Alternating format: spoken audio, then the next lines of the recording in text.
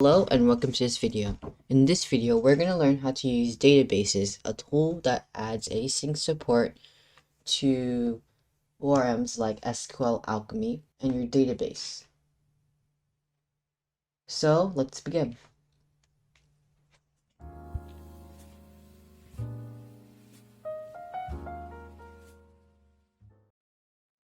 First of all, we need to install certain dependencies. So we can install databases and aiosqlite. So we can do pip install databases, which will add our async support. And again with aiosqlite, which is our driver.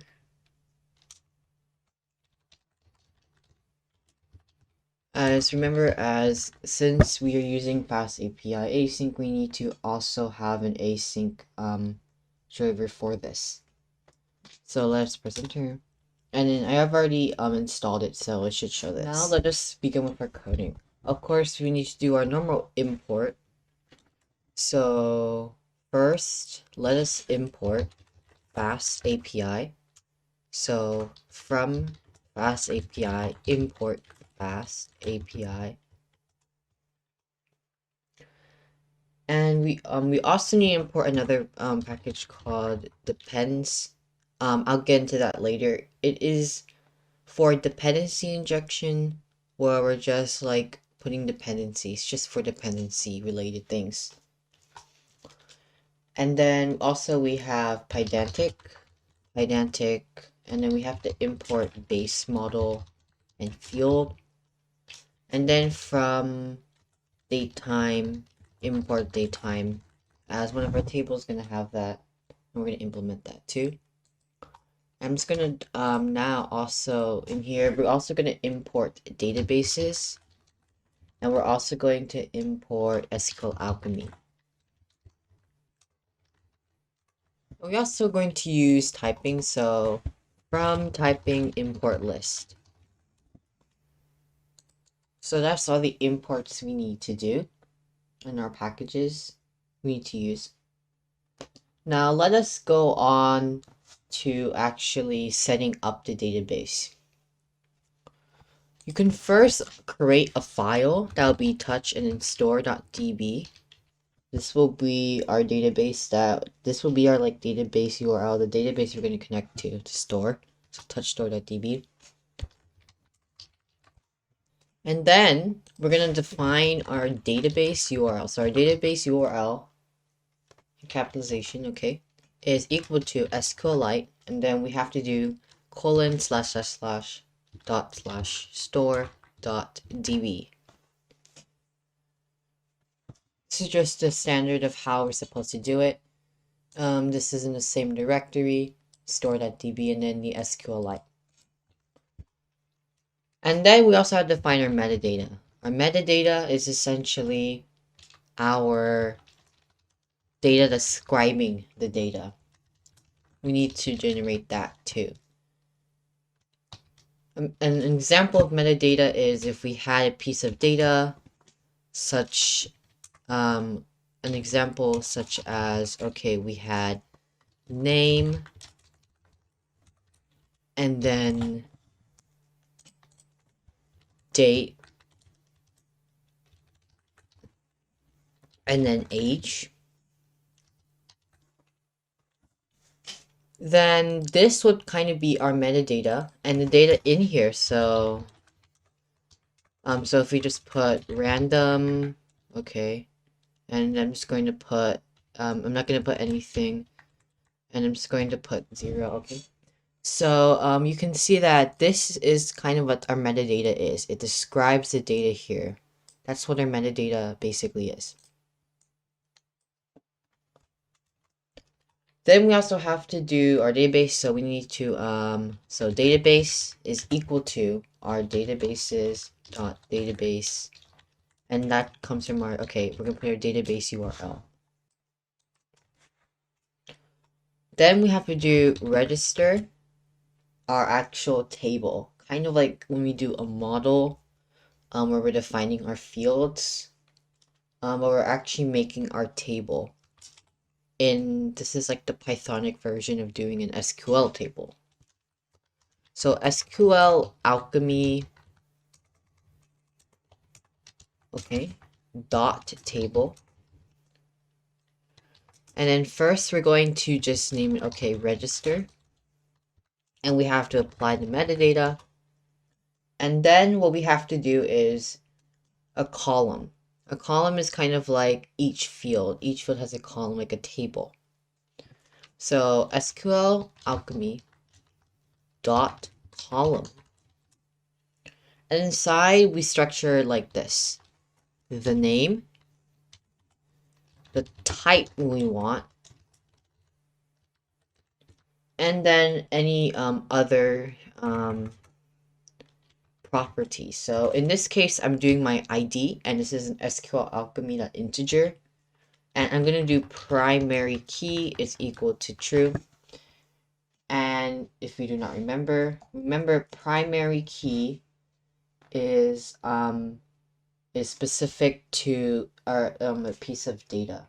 It like defines that piece of data or that row almost. That's what our primary key is supposed to do. Next, we also have to make our two more columns. So we can do SQL alchemy dot column. And then in there, we're just going to put our name and then SQL alchemy dot string. And then let's do 500 for our max, and we're not going to define anything after. And then SQL alchemy dot column, and then we're going to also do our date created.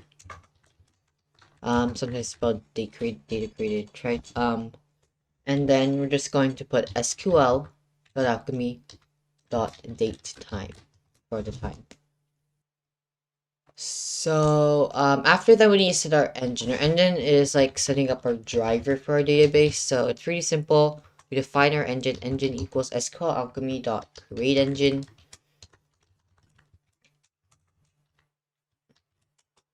And then we're gonna do our database URL, and then connect args is equal to check same thread. And check same thread is like a process, and we're going to set it to false. So check the same thread, false.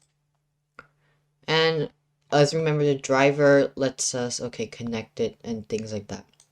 We just add support to our database through the Python and SQL. And we also have to create the metadata. So metadata dot create all. And this is going to be engine, inside engine. And we're going to first create our instance. To connect and disconnect our database, what we need to do first is do at app.onEvent,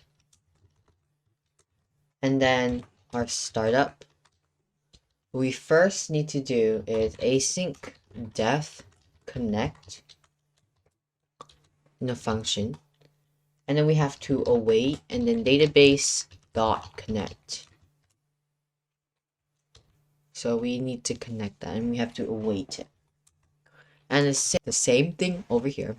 And we do at app.onEvent shut down.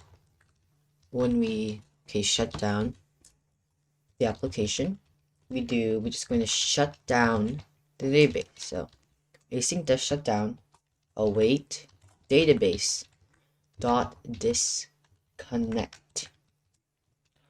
Now we have to create our Pydantic models. The first Pydantic model is going to include, okay, our response model and our first model, which is going to be just the regular input that is our in model. So first we'd have to do name, and we're going to put it as a string, right? And that's going to be equal as a field. So this is valid syntax in Python. So this is an ellipsis. So it's kind of similar of how we'd use pass in a function, something like this, like a placeholder almost. It basically signifies that this right here, something is going to go inside So, and this is our field, and okay, if our name, some name went inside here, so that's what it's for. And then for our response model to actually have the response into what actually to show, we need to do register base model, and now we have to return our ID, which is our primary key, and then our name,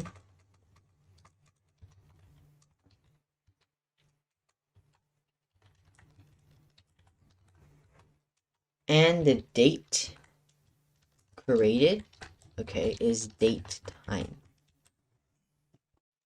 And then we have to just put a URL, and put a URL as register. And then our response model is equal to register. Then we have to do async def create. And then as for typing, we need to do R will be register in, and this equals depend. So why now we have depend? So remember I said about dependency injection. So dependency injections allows us to put dependencies where we need to put and provide your code with. That's what we need to do is the reason why we're doing is that so if you remember forms in our API to instead of just using the regular just JSON, here we can see that I put field, and when we run it, we'll see that it becomes a form and not normal JSON. Of course, this field and depends is very optional, totally optional. You do not need it, but I like to have it. Then after that, we need to define our query or set our query. So our query, okay, is equal to register. Okay, from a register table now, we have to insert. Okay, we're inserting our table, and we're in dot values. Now this is pretty self-explanatory what it does by just reading it. So in the register table, we're inserting the values. Now what values? Okay, the values that. Okay, so we're inserting our name. Okay, our dot name, and our date created. And then this is date time. And we're going to set it to UTC now. After that, we're going to actually execute the query. So another part of the structure is probably also have to execute it too. So we actually have to execute.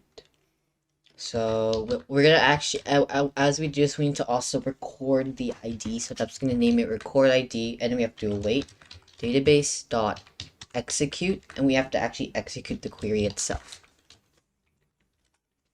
And then we have to make another query. This query is going to fetch and return it so we can actually see it. So register dot select dot where, and I'm going to explain what this means. Register dot c dot id is equal to record id. Okay, so if you're a bit confused of what this means, so dot where is a Pythonic version of where in SQL.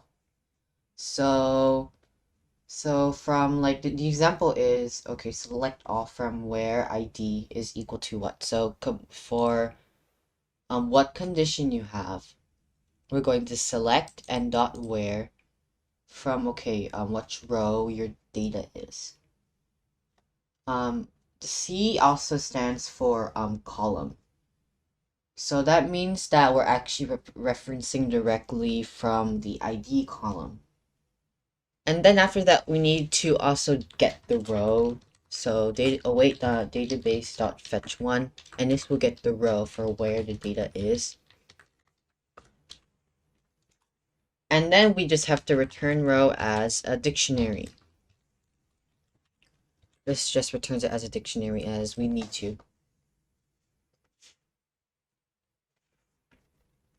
So let us do uvicorn main app -- reload. And then let's go to localhost 8000. Let's go to docs, and we can see our crate. And as you can see, when you put the field in depends, we can see that this happened. And this is going to be our, okay, schema. So I'm just going to put a name. And we're going to execute. and it says insert object not callable. Line. I just there was just an parentheses here, and then we're just gonna go back to here. So let us refresh. We're gonna try that again, and look, we got it. This is a successful request. We can see our ID, our name, and the date created in UTC time. And it's a successful response. And if you want to also see the schemas right here, how it's set up. Okay, this is our register schema. So that is for that. Now we want to do our actual get. We just need to do one query. So that's a bit shorter. So at app.get inside the register, we have to put a path parameter, and that's going to be ID. And then our response model is going to be register. And then we have to do async def get 1, and the ID is equal to an integer. Okay, it is an integer for typing. As remember, we have to do our path parameter to just get 1. We're just getting one row, one piece, one set of data for what we created. Now what I have to do is query.register.select, and then .where, and this is so similar to what we did earlier. We're getting the call referencing the ID, and that's going to be equal to our ID itself. And then for our user, we're just going to actually fetch the user that were created, as that was the topic in the last. And then we're going to do just fetch 1. So just fetching 1, and return as a dictionary, like this. This is how we return it as a dictionary. Now you can see this code is quite self-explanatory by just looking at it. So we're just going to now run it back to our thing here, and we're just going to get 1. So when we try it out, I'm just going to put 1, and we can see the one we have just created. We just got 1. Now for all, I think is getting all is a little bit more easier. So all we have to do is do at app.get again, and now we don't have to define path parameters because we're not getting a specific ID anymore. And then we're just going to do our response model. Is going to be register. And remember, we actually have to return it as a list, as we imported list from up here. So why are we returning it as a list? So what it means is we're actually selecting the whole table, and it's just like equivalent to from SQL's version, where we're selecting everything from the table, and it will return all the rows in our database, and we have to return everything. So that's how we have to put it in a list, because we're returning every single thing. So in here, all we have to do is also just one query, and I find it's not as hard, so not as much, I mean. And then all I have to do is get all. I'm just gonna name it get all. And our query, we're gonna put as query equals register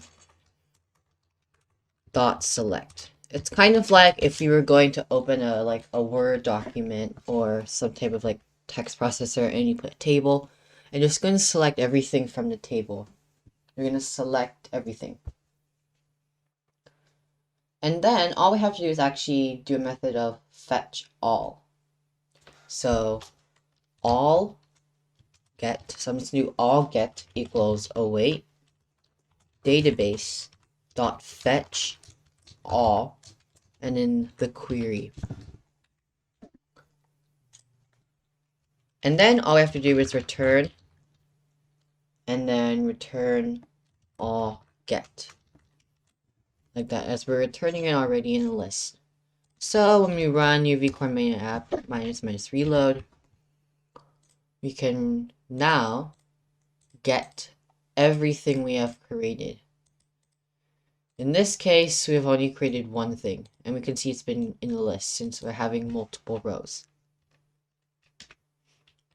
Now, for the last two operations, we're going to do update and delete.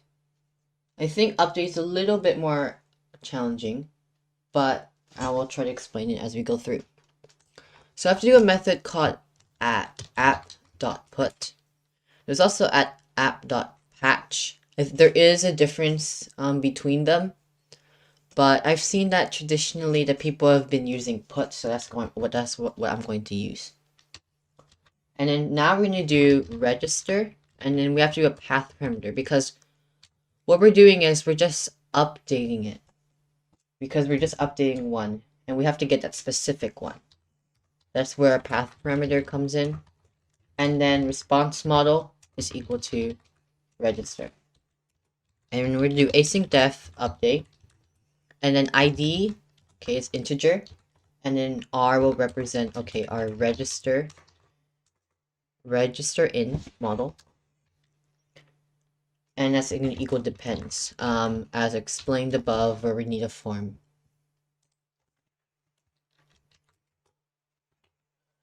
Now we have to do is a query. And this is similar to what we did our create, except now we're just updating from the existing one. We're not creating something new, we're changing it from the existing one. So we can do update, okay, dot where. So we're gonna actually update it, and from where it is, so of course we need to, okay, reference the ID. And then we have to do another method with dot values name dot, and then in here name equals r dot name, and date created equals datetime dot utc now. Looks a little bit messy right here with all these dot update dot where dot value, but remember this is just updating it, of course, and from where it is representing our ID from the column dot where, from referencing our ID from the column right here. So our column should be equal to the ID, and then we create our values. So we're kind of doing an update and then kind of like similar to something what we did for our create. And then we have to get to certain row. Before that we have to make our query again. We also have to record the ID again to actually execute it. Database dot execute, and then the queries of the execute. And then we have to do the other query in which you're going to select, and this is the same thing as almost just getting one query dot select dot where, and then our register, we're going to refer to the column of the ID. Okay, so record ID that we just did, and then we're going to row equals await, and we're just going to fetch that one, database.fetch one, and the query, and then we're going to return as a dictionary. And that's the update. So at app.delete. And if you're asking how this double asterisk, so it's actually it can actually change the dictionary or the object, so it's an overriding operator. So it overrides, we have a key value. So remember dictionaries are key value. So and what it's going to do is you can put it inside the curly braces, and this will make it so we are able to put this inside your dictionary, and it overrides the regular key value thing. That's what it basically means. So for the last delete, we also have we have to also take the ID, because we're going to just register. We're going to actually delete individually. as you can see, I am using the same URL. You can use different URLs if you want. And then we have to do async def delete, and then ID is equal to integer.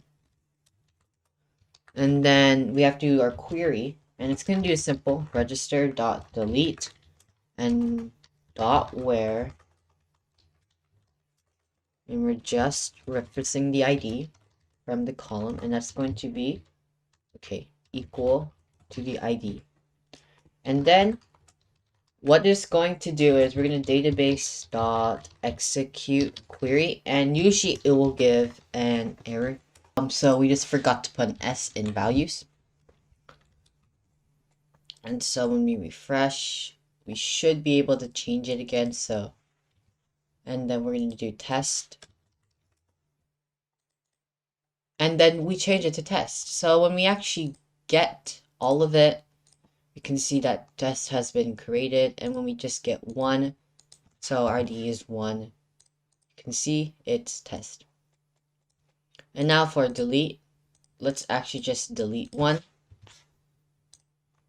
and throw an error as it does not exist anymore. So when we try to just get all of it, it should not appear anymore. And you can see it's already been deleted. So it will throw errors at us because we didn't have any exception handlers for this. But you can add it. So in the next video, we're going to try to do database migrations with this. So thank you for watching. So thanks for 100 subscribers. I really appreciate it. So please subscribe for more content, and thank you.